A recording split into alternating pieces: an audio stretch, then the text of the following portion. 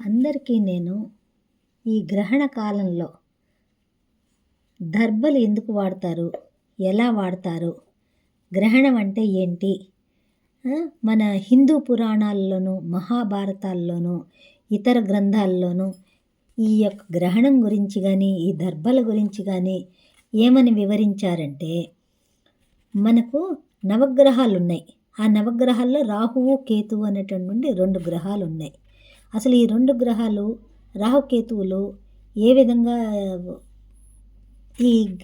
ఇవి పీడించేటటువంటి గ్రహాలన్నమాట ఇవి రాహుకేతువులు. పూర్వము మందర పర్వతాన్ని కవ్వంగా చేసుకొని పాల సముద్రాన్ని అమృతం కోసం దేవతలు, రాక్షసులు చిలకసాగారు. ఆ పాల సముద్రం నుండి కాలకూటం విషం అంటే గరళం వచ్చింది. పరమశివుడు ప్రపంచాలను కాపాడటానికి ఆ విషాన్ని తన యొక్క గళంలో నింపుకున్నాడు. తర్వాత కామధేనువు, కల్పవృక్షం వచ్చాయి. వాటిని దేవతలు తీసుకున్నారు. తర్వాత ఐరావతము, ఉచ్చైశ్రము అంటే ఏనుగు, ఐరావతం అంటే తెల్లటి గుర్రము ఇవి వచ్చినాయి. దాన్ని ఇంద్రుడు తీసుకున్నాడు. తర్వాత చంద్రుడు, మహాలక్ష్మి అందులో నుంచి పుట్టారు, పాల సముద్రంలో నుంచి. ఆఖరున అమృతం వచ్చింది. ఆ అమృతం కోసము రాక్షసులు మాది అంటే మాది అని చెప్పని కొట్టుకుంటున్నారు. మేము తీసుకుంటాం, అమృతం మాకు కావాలి అంటే మాకు కావాలి అని చెప్పనని. అప్పుడు విష్ణుమూర్తి ఏం చేశాడంటే మోహిని అవతారాన్ని ధరించాడు. అంటే అందమైనటువంటి స్త్రీ రూపాన్ని ధరించాడు. దేవతలు ఒకవైపు, రాక్షసులను ఒకవైపు, ఇద్దరిని ఒక బారున వరుసల్లో కూర్చోబెట్టారు. చెరొక వరుసలో, ఇగో ఈ వరుసనంతా మీరు కూర్చోండి, ఈ వరుసంతా దేవతలు, ఈ వరుసంతా రాక్షసులు కూర్చోండి, మీరు గనక చక్కగా ఉంటే నేను అమృతాన్ని పంచుతాను అని చెప్పాడు. సరే, రాక్షసులకు వాళ్ళు గనక అమృతం గనక ఇస్తే ప్రపంచాన్ని నానా బాధలు పెట్టి ప్రజలను హింసించి మొత్తం వాళ్ళ యొక్క అరాచకాలన్నీ చేస్తారని చెప్పేసి మెల్లగా రాక్షసుల్ని ప్రలోభపెట్టి అమృతాన్ని దేవతలకు మాత్రమే పంచుతున్నాడు విష్ణుమూర్తి. అది గమనించినటువంటి ఈ రాహుకేతువులు అనేటటువంటి వాళ్ళు ఉన్నారు కదా, వాళ్ళు ఈ రాహుకేతువులు అంటే పాముకు సంబంధించిన వాళ్ళు. వాళ్ళు ఏం చేశారంటే ఆ దేవతల రూపాన్ని ధరించి దేవతల వరుసలలో ఈ రాహుకేతువులు కూర్చుండేసరికి అది చంద్రుడు చూశాడు. చంద్రుడు, సూర్యుడు చూశారు. వీళ్ళు రాహుకేతువులు దేవతల యొక్క వరుసలలో కూర్చున్నారు, మా వరుసల్లో కూర్చున్నారు. వీళ్ళు కనుక వీళ్ళ చేతికి అమృతం దొరికిందంటే ఇంకా చాలా కష్టము అని చెప్పని అనుకొని విష్ణుమూర్తికి సైగ చేసి చెప్పారు, వీళ్ళు దేవతల్లో కలిసి కూర్చొని ఉన్నారని. ఆ సైగ చేసి చెప్పటము ఈ రాహుకేతువులు చూశారు. చంద్రుడు, సూర్యుడు సైగ చేసి చెప్పటం.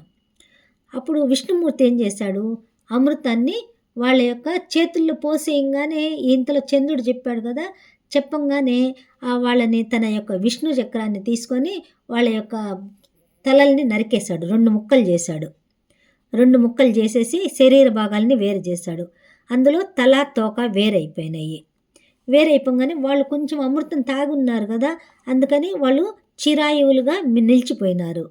చిరాయులుగా నిలిచి సూర్యచంద్రుల మీద పగబట్టారు. పట్టి వాళ్ళ మీద కోపగిచ్చుకొని, మిమ్మల్ని చూడు ప్రతి సంవత్సరం పట్టుకొని మింగేస్తాం మేము, మిమ్మల్ని బతకనేయము, మిమ్మల్ని వెంటాడుతూనే ఉంటాము అని చెప్పనని ఈ రాహుకేతువులు చెప్తారు. చెప్పంగానే అప్పుడు ఈ సూర్యచంద్రులు వాళ్ళు పట్టుకోగానే మొత్తం ప్రపంచమంతా అంధకారం అయిపోతుంది. సూర్యుడు లేకపోతే ప్రపంచమే నిలవదు. అలాగే చంద్రుడు కూడా లేకపోతే చాలా కష్టము. అందుకని వాళ్ళకి ఏం చేస్తాడంటే మళ్ళీ విష్ణుమూర్తి కొంత సమయం మాత్రమే మీరు పట్టుకొని ఉండగలిగేటట్టుగా చేయగలుగుతారు, మిగిలిన సమయం అంతా వాళ్ళని ఏమి చేయలేరు అని చెప్పనని సూర్యచంద్రులకి అభయం ఇస్తాడు విష్ణుమూర్తి. అట్లా కొంచెం సమయంలో ఈ రాహువు, కేతువు సూర్యుడిని, చంద్రుడిని పట్టుకున్న సమయంలో వాళ్ళు సూర్యుడు, చంద్రుడు ఆ సమయంలో కనిపించకుండా పోతారన్నమాట. వాళ్ళు మింగేస్తారు అని అంటారు రాహుకేతువులు. మింగినప్పుడు చంద్రుడు చంద్రుడిని మింగినప్పుడు చంద్రుడు కనిపించకుండా పోతాడు, సూర్యుడిని మింగినప్పుడు సూర్యుడు కనిపించకుండా పోతాడు. ఈ రాహువు పట్టుకుంటే రాహుగ్రస్త సూర్యగ్రహణం అని, తర్వాత కేతువు పట్టుకుంటే కేతుగ్రస్త సూర్యగ్రహణం అని అంటారు. ఇలా ఈ యొక్క గ్రహణాలు, సూర్యగ్రహణం అయితేనేమో అమావాస్య నాడు వస్తుంది, చంద్రగ్రహణం అయితేనేమో పౌర్ణమి నాడు వస్తుంది. అయితే ఈ యొక్క గ్రహణాలు మన హిందూ ధర్మశాస్త్ర ప్రకారం సూర్యచంద్రులు కనిపించకుండా ఉంటారు కాబట్టి అది ఒక ఒక అపరాధ సూచకంగా సూతక దోషకంగా అనుకుంటారనమాట ఆ టైంని, ఈ గ్రహణ టైంని. అప్పుడు ఇళ్ళల్లో ఉన్నటువంటి ఎట్లాంటి వస్తువులు కూడా పచ్చళ్ళు కానీ, పాలు కానీ, పెరుగు కానీ, వండిన పదార్థాలు, నూనె, ఇతర పదార్థాలు ఇవన్నీ కూడా మనం పారేయలేం కదా. అందువల్ల ఈ యొక్క దర్బలు అనేటటువంటివి ఉంటాయి. దర్బ కానీ లేకపోతే గరిక కానీ తీసుకొని వాటి మీద మూతల మీద వేసి వాటి మీద పెడతారు రక్షణగా. ఆ యొక్క రాహుకేతువులు అంటే పాములు కదా, వాటి యొక్క నీడ కానీ వాటి యొక్క ఇది కానీ వీటి మీద పడకుండా దోషం కలగకుండా ఉండటానికి ఆ యొక్క దర్బల్ని వాటి మీద వేస్తారు. అయితే ఈ దర్బలకి దీనికి ఇంకో కథ ఉంది. దర్బల యొక్క ప్రాశస్త్యము, ఈ దర్బల్ని వేసే పదార్థాల మీద వేస్తే ఎందుకు పాములు వాటిని ముట్టుకోవు అనేదానికి ఇంకొక కథ ఉంది. అంటే దానికి మహాభారతంలో ఇంకో కథ చెప్పారు, వినత కద్రువ అని చెప్పని. ఇది మీరు 10th క్లాస్ పాత కాలంలో మా చిన్నప్పుడు పుస్తకాలలో కూడా ఉన్నాయి, మీరు చదువుకొని ఉన్నారనుకుంటాను. అది కూడా నేను మీకు కొంచెం టూకీగా చెప్తాను. ఈ వినత కద్రువ అని చెప్పని ఇద్దరు ఉంటారు. వాళ్ళిద్దరూ పిల్లలు, కుమారులు పాములు. కద్రువ యొక్క కుమారులు పాములు, వినతి యొక్క కుమారుడు గరుత్మంతుడు. అయితే వీళ్ళు తల్లులు వేరు, ఇద్దరు అన్నదమ్ములు అవుతారు, పామును గరుత్మంతుడు, పాములు గరుత్మంతులు. అయితే ఈ యొక్క దానికి మళ్ళీ వివరించి నేను చెప్పను, ఎందుకంటే సమయాభావం అయిపోతున్నది కాబట్టి మీకు క్లుప్తంగా చెప్తాను. వీళ్ళు తల్లులు వేరు కానీ తండ్రి మాత్రం ఒక్కడే. అయితే ఏం చేస్తారంటే ఈ యొక్క ఒకనొక కారణం చేత ఈ వినత కద్రువలు ఒక పందెం వేసుకొని ఆ పందెంలో మోసం చేసి కద్రువ అనే ఆమె గెలుస్తుంది. గెలిచి దాని యొక్క ఈమెని దాసీగా చేసుకుంటుంది వినతని. అయితే వినత యొక్క కుమారుడు వైనతేయుడు, ఎవరు గరుత్మంతుడు.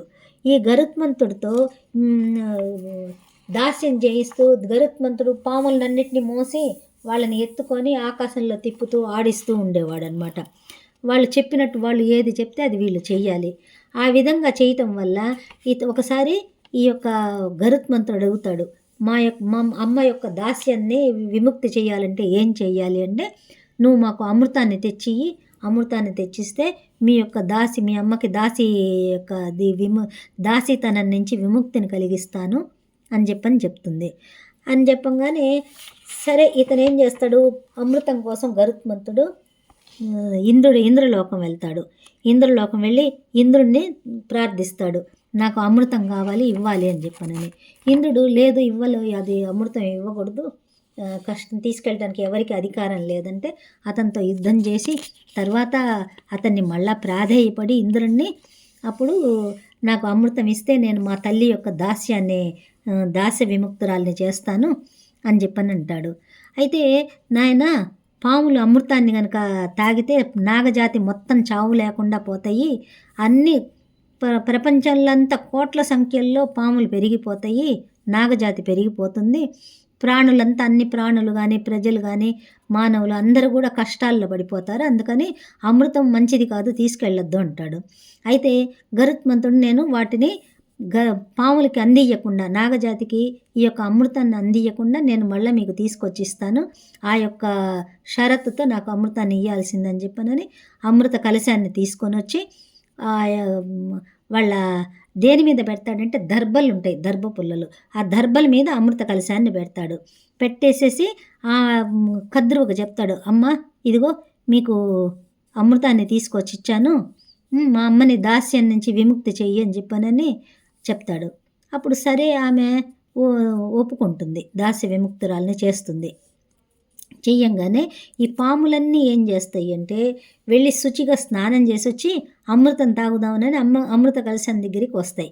రాగానే ఈ గరుత్మంతుడు ఏం చేస్తాడంటే ఆ అమృత కలశాన్ని వాటికి అందనియకుండా గబక్కని నోట ఖర్చుకొని, ముక్కుకి ఖర్చుకొని వేరే దేవలోకానికి తీసుకెళ్తాడు ఇంద్రుడికి ఇవ్వటానికి. ఆ తీసుకెళ్తున్నటువంటి టైంలో ఒక 2 చుక్కలు దర్భల మీద పడిపోతుంది ఆ అమృతం. పడిపోగానే ఆ యొక్క అమృతాన్ని నాగటానికి పాములు ఏం చేస్తాయి అంటే వాటిని నాకుతాయి. ఈ కద్రువ కుమారులు పాములు కదా, అవి ఆ పాములు ఏం చేస్తాయంటే దర్భ మీద ఉన్నటువంటి అమృతాన్ని నాకంగానే వాటి యొక్క నాలుక కాస్త రెండుగా చీలిపోతుంది. అప్పుడు పాముకు 2 నాలికలు, అప్పటి నుంచే పాముకి 2 నాలికలు ఏర్పడ్డాయి అంటారు. వాటికి దర్భలంటే భయం ఏర్పడుతుంది. ఈ దర్భలకి కూడా ఒక శుచి అది ఏర్పడతాయి అన్నమాట. దర్భలంటే భయము. అందువల్ల ఈ గ్రహణ టైంలలో దర్భలు పదార్థాల మీద వేస్తే దర్భలపై అమృతం పడింది కాబట్టి దర్భలు పవిత్రమైనవి. ఈ పితృకాల్యాల్లో కూడా ఈ దర్భలను వాడతారు. అందుకని ఈ దర్భలు చాలా ప్రశస్తమైనవి అన్నమాట. అయితే ఈ దర్భలు అమృతం పడింది కాబట్టి పితృకార్యాల్లోనూ వాటిల్లోనూ వాడతారు. తర్వాత ఈ దర్భల దగ్గరికి నాగ జాతి కానీ నాగ యొక్క పడగ కానీ ఏది కూడా దీని మీద పడదు. ఇది దర్భల గురించి ఈ కథ అండి. ఈ విధంగా హిందూ ధర్మశాస్త్ర ప్రకారం ఈ విధంగా ఉంది. ఇప్పుడు సైన్స్ ప్రకారం కూడా వేరే విధంగా ఉన్నాయి. ఇది మీకు తెలపాలనుకున్నాను. ధన్యవాదాలండి.